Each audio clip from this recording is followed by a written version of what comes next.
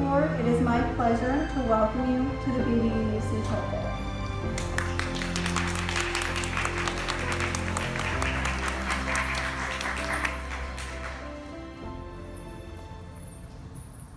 I'm so nervous, I hope my voice doesn't go wonky.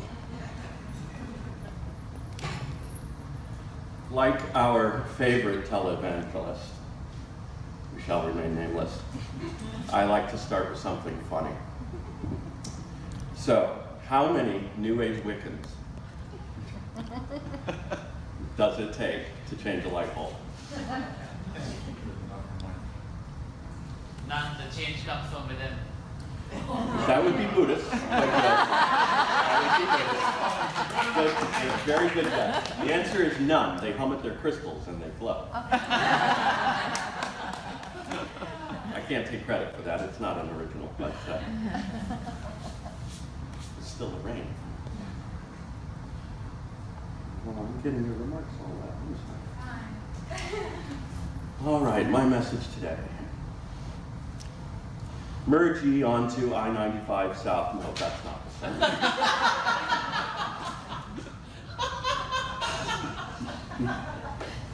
This guy's a great audience.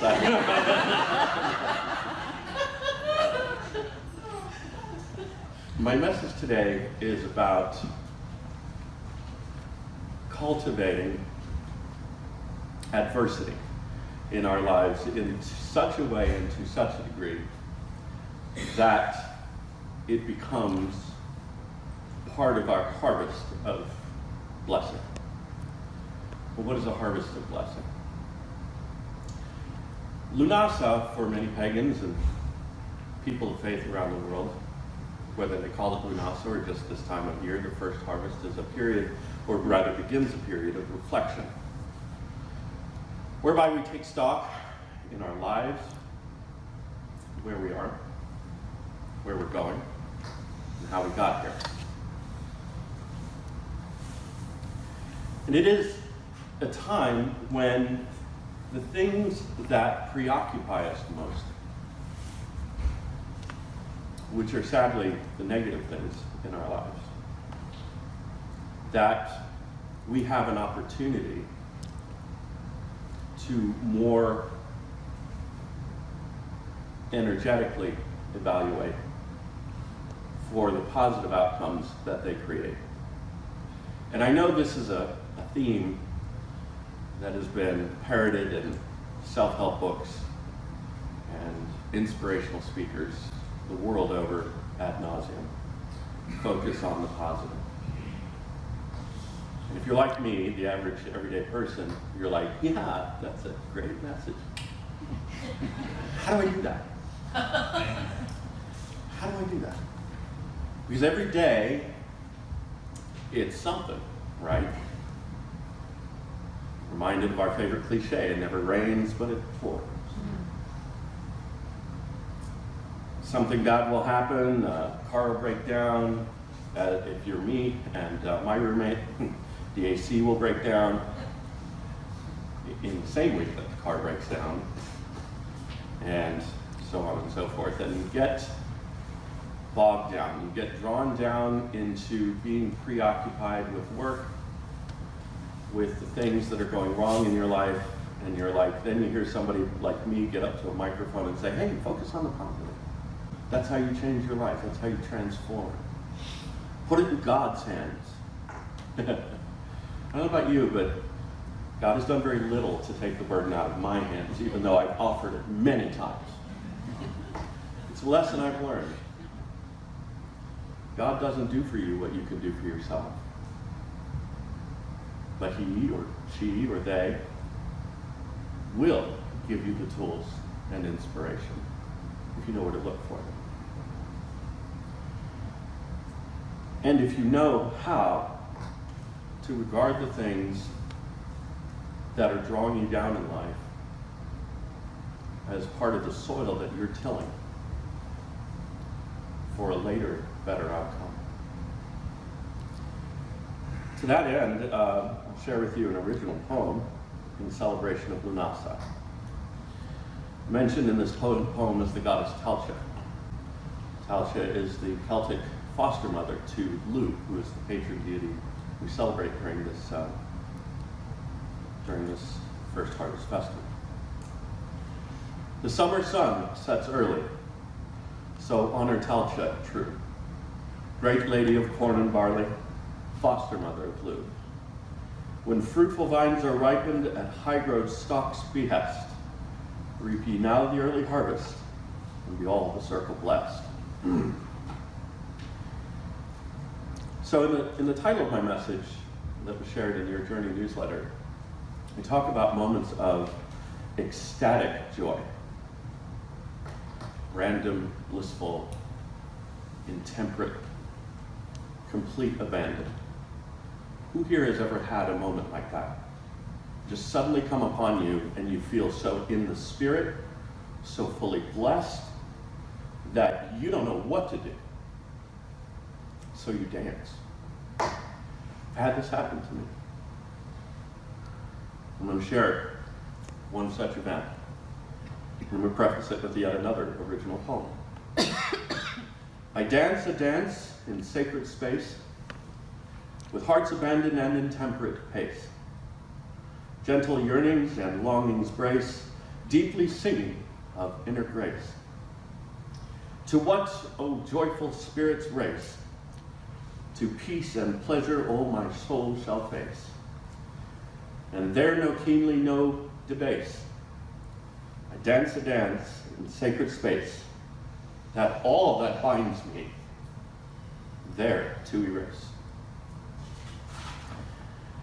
So my apartment many years ago, y'all got me with that song, by the way. That's just been misty-eyed ever since. I'm feeling emotional. My apartment many years ago in a little hamlet called Greenwich, New York, not to be mistaken with Greenwich Village. This was upstate. Roughly 189 miles south of our,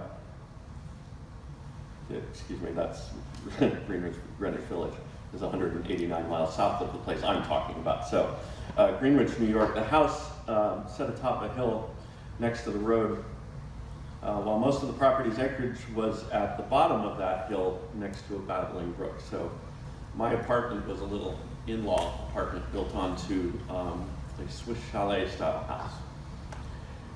Just set in the most bucolic, picturesque little rural setting that you could ever imagine. A bank of trees enclosed the property on the north, south, and west, and on the other side of the brook. I was allowed by the landlord to make use of all this land that was going unused. So the first thing I did as pagan, my mentor and I, whose name is Inian, you'll hear her later in this message, built a nematon, which is a fancy word for ritual space, outdoor ritual space. Nearby stockpile of felled logs had been cut roughly into 2-foot sections, provided stumps for us to mark out the quarters, and we performed a series of calculations that allowed us to orient this particular circle to the summer solstice sunrise. At sunset, on a particular day after we had finished crafting the circle, we repaired up the hill to my cozy little apartment for some rest and some tea brewed from the day's wild crafted herbs, and sort of reflected on what it was we had done. We talked about how we were going to bless this ritual space. We were going to have all the members of the Grove over and do some grand ritual for blessing. And I said, yeah, probably. But we'll get to that. I feel a private calling to this piece of land, and I want to do something private on my own first. So one day the sun was low in the sky as I ambled down the hill from my apartment to the circle we had constructed. I brought with me a basket filled with votive candles and some herbs that I had gathered the day before, along with Indian. I wasn't certain for what, but maybe just to leave as an offering. I also brought with me a small CD player so I could listen to some music. As I busied myself clearing away brush and trimming the grass, and decorated each little wooden stump around the circle with a votive candle. And I lit the candles.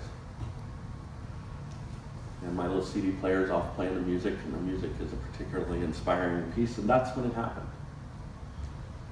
After a time, I found myself wandering rather aimlessly around the circle, just looking at the candle flames.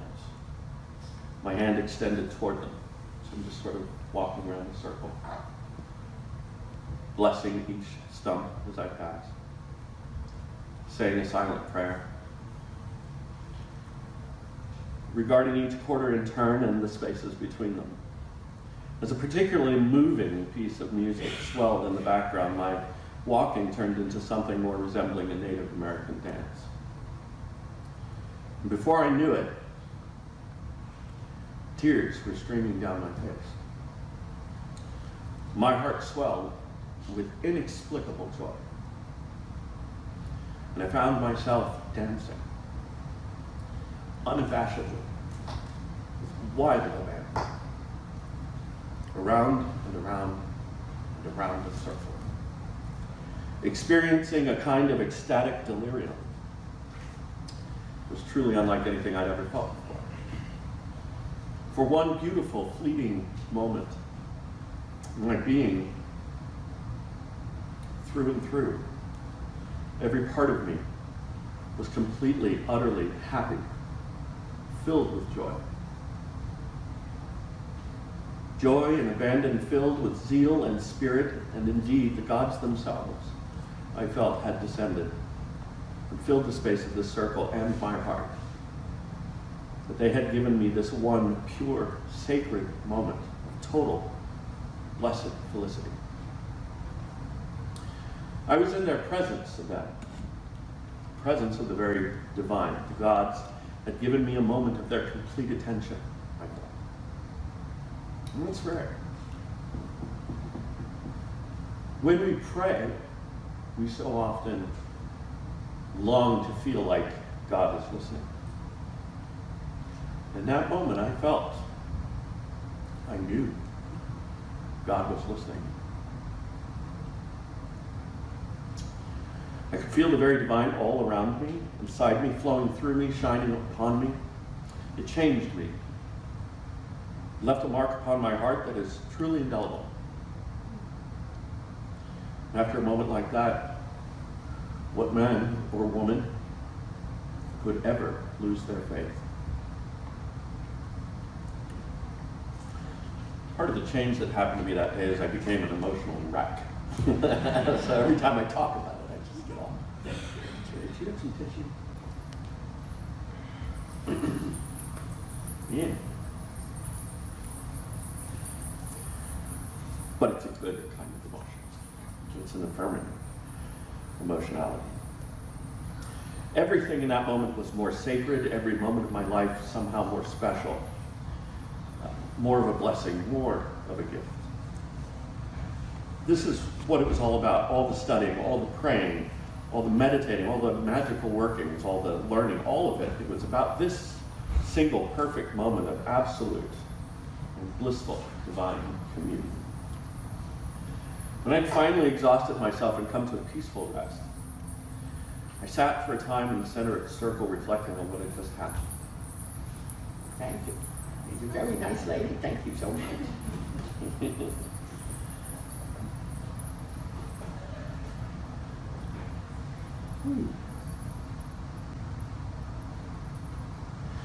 It was dusk now, almost dark. And everything in nature seemed to take on this glow. Anybody here read the Celestine prophecy? Yeah, like that. Everything just seemed to glow. And truly everything had an aura, and I could see it finally. Everything around me was possessed of divine energy. I understood this. I understood that this was always how it was, but to be able to see it finally, to be able to tangibly feel it, was breathtaking. And even as the air grew crisp, a kind of warmth came over me. Suffice to say, I was completely spent by the time I went back up to my apartment, and while it felt to me like maybe 10, 15 minutes had passed, I found out that it had been 3 hours.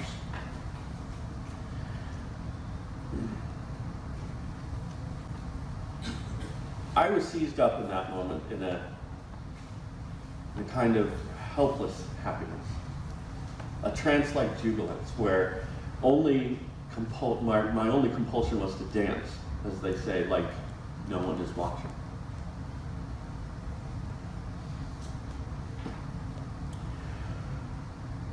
In an article on his website, Philosophy for Life, Jules Evans writes, ecstasy can happen in two ways, according to Plato.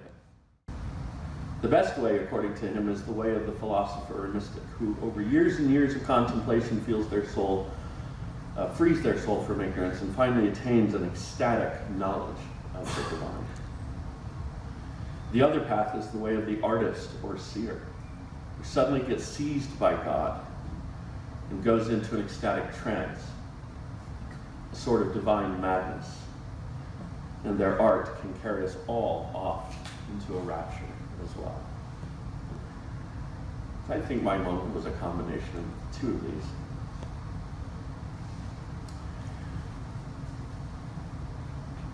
Whatever method of my divine ecstasy was, it was transcendent.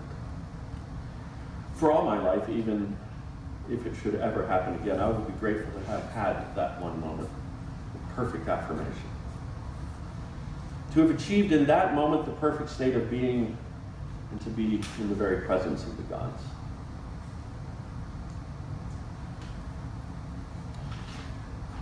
So as I mentioned before, how can a person who is preoccupied with the things that drag us down in life and that occupy 90% of our thoughts in an average day, the bills we have to pay, the struggles we're facing, and the challenges, how can we turn that into moments like I've described? First is by recognizing that, and I know you've all heard this before, it's part of the process. Adversity is as much a seed that we sow. How we react to it is as much a seed that we sow, as are the wishes and the goals that we set for ourselves. For every positive goal that we set or aim for, to my mind, of equal importance should be cultivating the lesson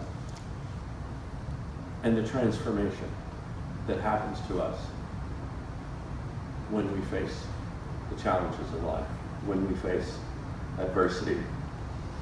For many of us, particularly in this congregation, being a welcoming congregation, adversity can include bigotry, persecution. So it gets a lot bigger than just, the pressures of the job. It gets a lot bigger than just financial hardship. For many of us, it's trying to see the divine in your fellow man and being faced with abject hatred as a response. Being faced with ugliness, hurtfulness. It's how we let our souls be transformed by that. You cannot go through any kind of pain, any kind of forced hurt, particularly in the hands of a fellow human being, and not be transformed somehow by it. The question is, how do we allow ourselves to be transformed? Do we let it make us stronger? Do we recognize their hatred as part of our blessings? Why is it a blessing to us? Why does if somebody is screaming epithets at you, or telling you that your lifestyle, your relationship, your love, your this, that, or the other is invalid because of their religion, because of their narrow-mindedness, how do we turn that into a blessing for ourselves? Because we allow ourselves to be made stronger by it, to transform it and allow ourselves to reflect completely the opposite when we go forth and deal with our fellow man. By being the example of the opposite of what is dragging you down, you cultivate the blessings that are the gifts of the harvest, particularly at this time of year. It seems like every significant event that has happened to me in my life has happened on or about or after August 1st for some reason, in the autumn time. So I have a special affinity with autumn. Because for me, it's, as for many people, not just a period of reflection, but we're also beginning to harvest those blessings that we have so richly cultivated in the year that has come before us by transforming hatred and persecution into love, by transforming financial hardship into opportunity, transforming ignorance into education, and transforming selfishness into service.